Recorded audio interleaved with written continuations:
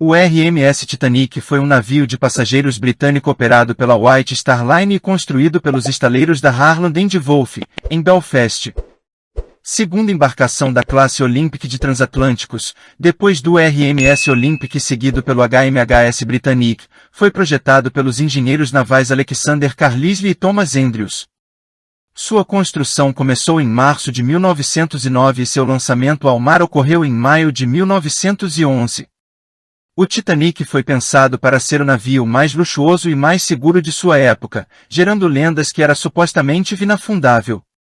A embarcação partiu em sua viagem inaugural de Southampton com destino a Nova York em 10 de abril de 1912, no caminho passando em Cherbourg-Octeville, na França, e por Queenstown, na Irlanda. Colidiu com um iceberg na proa do lado direito às 23h40 de 14 de abril, naufragando na madrugada do dia seguinte, com mais de 1.500 pessoas a bordo, sendo um dos maiores desastres marítimos em tempos de paz de toda a história. Seu naufrágio destacou vários pontos fracos do projeto, deficiências nos procedimentos de evacuação de emergência e falhas nas regulamentações marítimas. Comissões de inquérito foram instauradas nos Estados Unidos e no Reino Unido, acarretando mudanças nas leis internacionais de navegação, que permanecem em vigor mais de um século depois. Os destroços do Titanic foram procurados por décadas até serem encontrados, em 1985, por uma equipe liderada por Robert Ballard. Ele se encontra a 3.843 metros de profundidade e a 650 quilômetros ao sudeste de Terra Nova, no Canadá. Sua história e naufrágio permanecem no imaginário popular, levando à produção de vários livros e filmes a seu respeito, mais notavelmente o filme Titanic, de 1997. Até hoje é um dos navios mais famosos da história, com seus destroços atraindo várias expedições de exploração ao longo dos anos. Seu número total de mortos, um dos maiores em toda a história do transporte marítimo em tempos de paz. Até sua descoberta, acreditava-se que o Titanic tinha afundado inteiro e, através dos anos, vários planos surgiram para levantá-lo do fundo do mar. Nenhum virou realidade. O problema fundamental era a extrema dificuldade de se encontrar e alcançar destroços que estão a quase 4 quilômetros da superfície em um local onde a pressão da água pode matar em menos de um segundo. Por décadas, várias expedições foram organizadas para encontrar o navio, o que ocorreu apenas em 1º de setembro de 1985, por uma expedição franco-americana liderada por Robert Ballard. A equipe constatou que o Titanic tinha se partido em dois antes de afundar.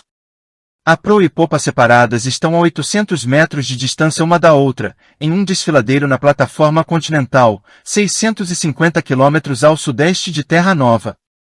Eles estão localizados a 21 quilômetros de distância das coordenadas calculadas pelo quarto oficial Bochal e enviadas pelos operadores de rádio do Titanic durante o naufrágio. Ambas as seções atingiram o fundo oceânico em alta velocidade, fazendo com que a proa se amassasse e a popa desmoronasse completamente. A proa é a parte mais bem conservada e ainda contém um grande número de interiores intactos. Em contraste, a popa está completamente destruída, seus conveses ruíram em cima um do outro e grande parte das placas de aço do casco foram arrancadas e estão jogadas pelo chão. A destruição muito maior da popa provavelmente foi causada pelos danos estruturais que ocorreram durante o naufrágio. Assim, o restante da popa foi achatada ao atingir o fundo. As duas seções estão cercadas por um campo de detritos de aproximadamente 8 km por 4,8 km.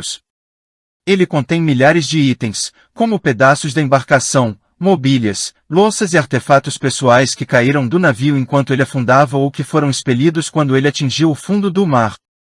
O campo de detritos também é o local de descanso final de várias das vítimas do Titanic. A maioria dos corpos e roupas foram consumidos por bactérias e criaturas marinhas, deixando apenas pares de sapatos como único sinal de que corpos uma vez estiveram ali. Os destroços do Titanic têm sido visitados por vários times de exploradores, cientistas, cineastas e turistas, com centenas de itens tendo sido retirados para conservação e exibição pública.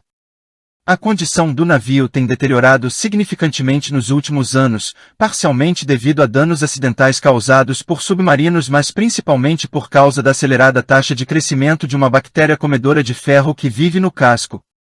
Estima-se que todo o casco irá desmoronar nos próximos 50 anos, eventualmente deixando apenas seus objetos mais resistentes como as hélices de bronze, enquanto o resto vai se transformar em uma grande pilha de ferrugem.